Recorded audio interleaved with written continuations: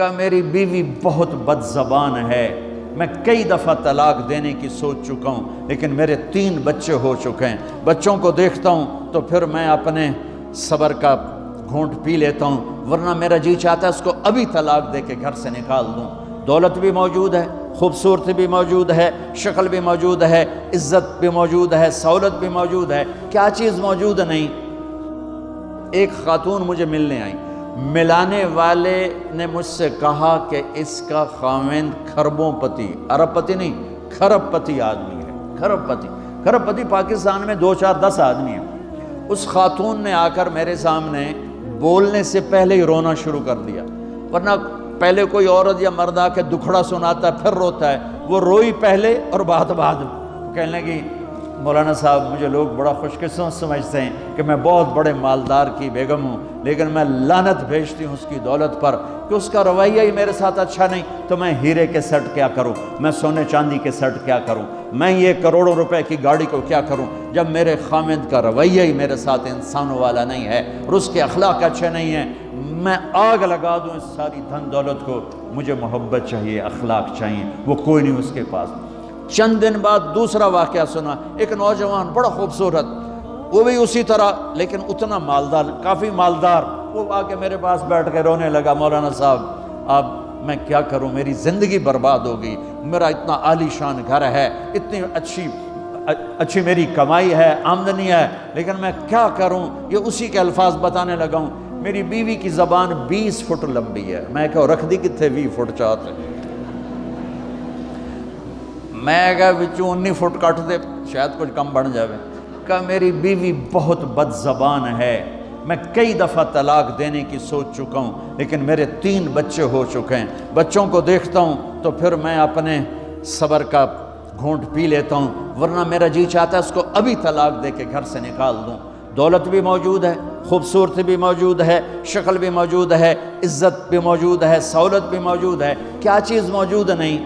اخلاق موجود نہیں، حسن سلوک موجود نہیں، پیار محبت موجود نہیں۔ اب اپنے گھروں میں اگر خوشی دیکھنا چاہتے ہیں، ہر رشتے کو اگر آپ آباد کرنا چاہتے ہیں تو میرے نبی والی محبت دینا سیکھیں، میرے نبی والی محبت دینا سیکھیں، اپنے بچوں کو بھی، اپنی اولاد کو بھی، اپنے بہن بھائیوں کو، اپنے ماں باپ کو، ساس بہو کو، بہو ساس کو، سسر بہو کو، بہو سسر کو، بھائی بھائی کو، بہن بہن کو، اللہ کے واسطے برداشت کرنا سیکھو۔ مجھے میرے رب کی قسم ساری دنیا کا چین و سکون برداشت میں ہے، صبر میں ہے، صبر میں ہے، صبر میں ہے۔ زبان۔ ایک نوجوان میرے پاس آیا، کہا جی میری بیوی سے لڑائی ہوتی، مجھے کوئی تعویذ دو۔ میں نے کہا بیویوں پہ تعویذ اثر ہی نہیں کر سکتا۔ کہنے کا کیا کروں؟ میں نے کہا ایک عمل بتاتا ہوں، سنت عمل، کہ 1-2 لقمے اپنے ہاتھ سے بیوی کو کھلا دیا کرو۔ وہ کہنے لگا اس سے کیا ہوگا؟ میں نے کہا یہ تو تم دیکھو گے، پھر میں پوچھوں گا تم سے کیا ہوگا۔ میں نے کہا یہ سنت عمل ہے، اس سے محبت بڑھے گی۔ کوئی 8-10 دن گزرے تو اس کا فون ویسے آ گیا حال احوال پوچھنے میرا، تو مجھے اپنی بات یاد آ گئی۔ میں نے کہا میری بات پہ عمل کیا تھا؟ کہنے لگا نہیں۔ میں نے کہا کیوں؟ کہنے لگا شرم آتی۔ میں نے کہا لڑتے ہوئے شرم نہیں آتی؟ کبھی کوئی کمزور سے بھی لڑتا، عورت تو بیچاری کمزور ہے، چلو یہاں کی عورتیں طاقتور ہیں، سنا ہے کہ بڑی شیرنیاں ہیں اور ان کے خامد سارے بکری یہ شیر ہیں، الٹا ہی کام ہے، یہاں عورتیں شیر ہیں، خامد بکریاں ہیں۔ چلو بھائی تم مہربانی کر کے اپنے خامدوں کو عزت دو، اور ان سے کہتا ہوں اپنی بیویوں کو عزت دو، محبت سے رہو۔ تو میں نے کہا بے وقوف، کبھی کمزور کے ساتھ بھی کوئی لڑتا ہے، اس میں تمہیں شرم نہیں آتی؟ اور اس میں شرم آتی ہے سنت۔ میں نے کہا چل کر اور مجھے بتا۔ کوئی 2 گھنٹے بعد اس کا فون آیا، کہا مولانا دوپہر کا کھانا تھا، میں نے اپنی بیوی کے منہ میں لقمہ جو دیا نا تو اس کا منہ وہیں کھلا رہ گیا۔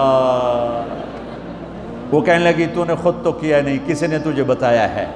کس نے بتایا؟ تو بتا، تیرے اندر یہ ظرف نہیں ہے، تمہیں یہ سبق کس نے پڑھایا ہے؟ اس نے کہا مجھے یہ سبق مولوی طارق جمیل نے پڑھایا۔ تو کہنے لگا میری بیوی نے ایسے اپنی جھولی اٹھا لی اور کہا مولوی طارق جمیل اللہ اس کے بچوں کو سلامت رکھے جس نے تمہیں انسان بنایا۔ میرے بھائی بہنوں صبر کرنا سیکھو۔ ہماری ایک دھوبن تھی ماسی شریفہ، مر گئی بیچاری، تو وہ آگئی میری بہن کے پاس، چھوٹا قد، موٹی ڈٹی تو بڑی لڑک کی، پوری شیرنی۔ وہ آ کے کہنے لگی میری بہن کو, میری بہن تو انہوں چنگی طرح جان دی ہے, بی بی ہے میری نوواں بڑیاں لڑدیاں, میں نے کوئی تویز دے ساریاں میری نوکر بن جانا.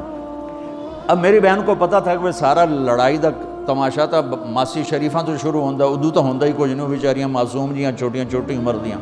تو میری بہن نے ایک تعویذ بنایا اور اس کو یوں رول کر کے نا اس کو کہا ماسی شریفاں ہن جس لے تیری لڑائی ہوئے نا اس تعویذ تو چک مار کے بہ جانا ہے تے چھڑنا نہیں, جے تو چھڑیا تو مر جانا, انہوں پکا کر کے رکھیں.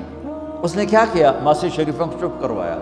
اب ہمارا دیہاتی ماحول ہے, تعویذوں کی بڑا عقیدت ہے, صحیح تعویذ تو اثر کرتے ہیں لیکن اکثر تو ہیرا پھیری والے بیٹھے ہوئے ہیں سارے ہی, تو اللہ ماشاءاللہ. تو 8ویں دن وہ آ گئی, بی بی تو بڑا چنگا تعویذ دیتا, ساری لڑائی ختم ہو گئی. کیوں کہ ماسی شریفاں چپ ہو گئی. تو میں ان ساری مستورات کو یہ تعویذ دے کے جا رہا ہوں, یہ سب لے لو, یہ مرد بھی لے لو, اور جب کوئی جھگڑا ہو اے یہاں رکھ کے چپ کر کے بیٹھ جانا, آپ کی لڑائیاں ختم ہو جائیں. اگر آپ بولتے رہے تو پھر لڑائی ختم نہیں ہوگی. میرے نبی کی زندگی سیکھو, معاف کرنا سیکھو, محبت دینا سیکھو. ایسا نہ ہو کہ دو آپس میں بولتے نہ ہوں, ایسی بد اخلاقی سے بچو. اور آخری بات یہ ہے, آپ اس ملک میں رہتے ہیں, اب یہ آپ کا ملک ہے, اگر آپ کے پاسپورٹ ہیں تو یہ آپ کا ملک ہے. اس کو, اس کے قانون کو عزت دو, اس کے قانون کو احترام دو. یہاں کی گورنمنٹ کے ساتھ مجھے پتہ چلا ہے کہ بہت سے لوگ ہیں فرضی بیمار بن کے وظیفے لے رہے ہیں. یہ حرام ہے, یہ دھوکہ ہے, یہ فراڈ ہے.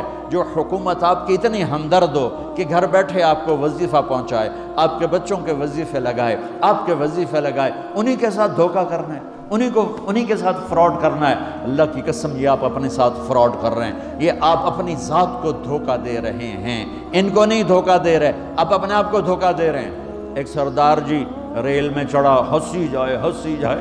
لوگوں نے پوچھا سردار جی بڑے ہنس رہے ہو, کہنے لگا ریلوے والوں کے ساتھ آج بڑا فراڈ کیا, چکر کا دے دیا, ریلوے کو چکر دے دیا ہے. کہ سردار جی کیا چکر دیا ہے؟ کہنے لگا واپسی کا ٹکٹ بھی لے لیا ہے اور واپس میں نے آنا کوئی نہیں ہے.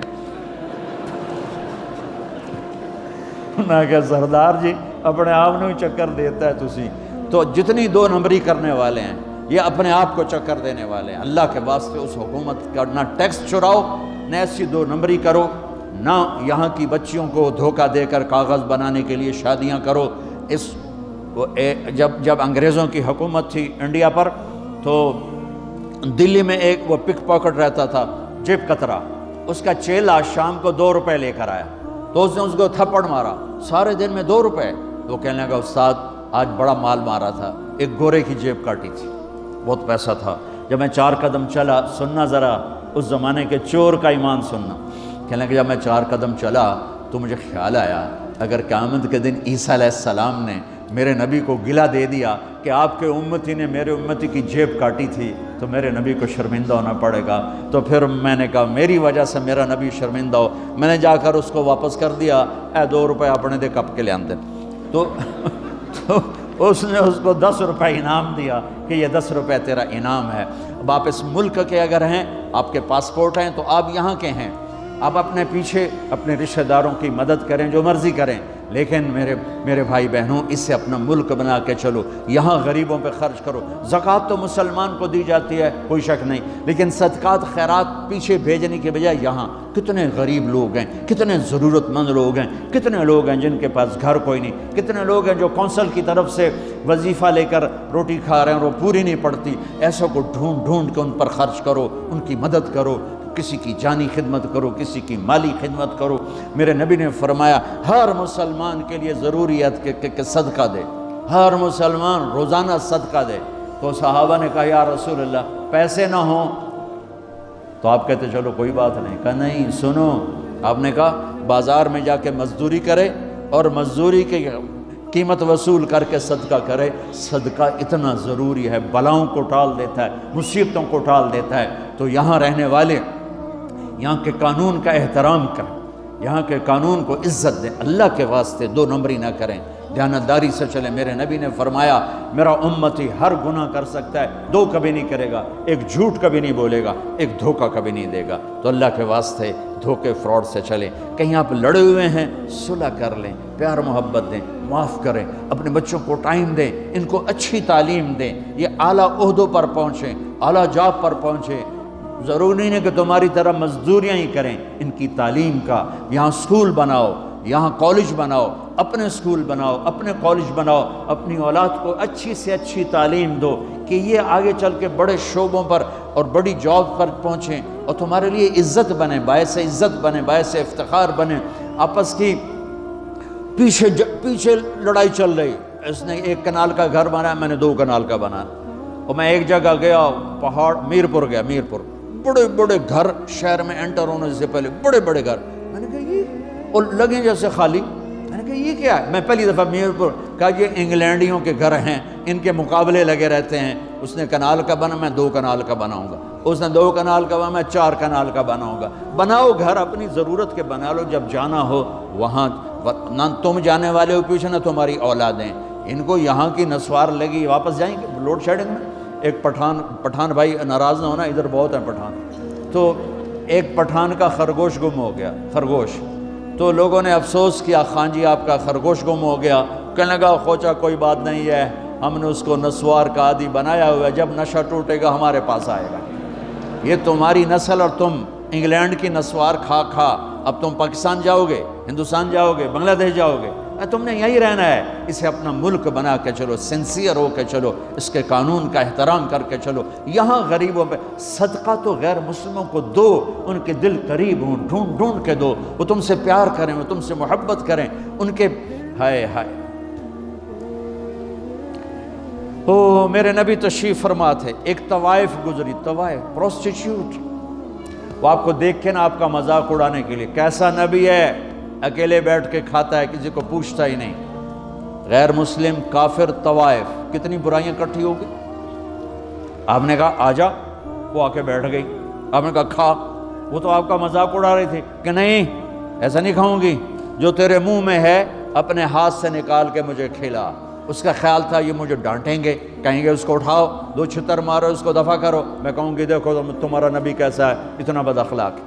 تو انہوں نے کہا نہیں، جو تیرے منہ میں ہے وہ نکال اور اپنے ہاتھوں سے میرے منہ میں ڈال۔ میرے نبی نے کہا یہ لو، آپ نے لقمہ منہ سے نکالا اور اس کے منہ میں ڈالا۔ اب پنجابی کی مثال ہے، کبے نو لت لگی اور سدھا ہو گیا۔ میرے نبی کے منہ کا لعاب جب اس طوائف کے منہ میں گیا، وہ ساتھ ہی کلمہ پڑھ گئی، ایمان لے آئی اور مدینے کی شریف ترین عورت بن گئی۔ میرے نبی تو اس طرح اخلاق والے تھے۔ یہاں تو نوکر سسٹم نہیں، میں پاکستان میں بھی روتا رہتا ہوں کہ نوکروں کے برتن الگ ہیں اور مالکوں کے برتن الگ ہیں، عورتوں کی نوکروں کی پلیٹ الگ ہے اور مالکوں کی پلیٹ الگ ہے۔ میرے نبی نے طائف کے کافر آئے، روزانہ ان کے ساتھ بیٹھ کے رات کو کھانا کھاتے تھے، ان کا جھوٹا کھاتے تھے۔ یہ اخلاق تھے جس نے انہیں کلمے میں داخل کر دیا۔ نجران کے جوڑ نظر آئے گا، اور میرے رب کی سنو، ان استقالنی عقلت لا، تو توبہ توڑ کے لے آئے 1 دفعہ یا 1000 دفعہ، ایسا جوڑوں گا کہ جوڑ نظر ہی نہیں آئے گا، بے جوڑ کر دوں۔ اور یہ تیرے کرامن کاتبین کو بھی نہیں پتہ چلے گا کہ یہ توبہ ٹوٹی ہوئی ہے اور ٹوٹ کے جڑی ہے یا ٹوٹی نہیں۔ اللہ ایسی توبہ ہماری قبول کرے گا۔ جب ہو توبہ کرو، جب ہو توبہ کرو۔ تو نیت کرتے ہو توبہ کی؟ اگر ہم نے سچے دل سے کر لی تو اللہ کی قسم یہیں بیٹھے بیٹھے ہم سب ایسے ہو جائیں گے جیسے ماں کے پیٹ سے نکلے ہوں۔ اور پھر اگر ٹوٹ جاتی ہے، وہاں جا کے ٹوٹ جاتی، پھر کہنا یا اللہ میری توبہ۔ ماں تنگ آ کے شاید بچے کو مارنے لگ جائے، لیکن میرا رب کبھی تنگ نہیں پڑتا، جب بھی جھکو گے معاف کرے گا، جب بھی جھکو گے معاف کرے گا۔ اللہ تعالی ہمیں توفیق دے۔ تو میرے ساتھ کہو یا اللہ میری توبہ، پھر کہو یا اللہ میری توبہ، پھر کہو یا اللہ میری توبہ۔ اب اگر دل سے ہے تو سب معاف ہو گیا۔ آپ سب کو مبارک ہو۔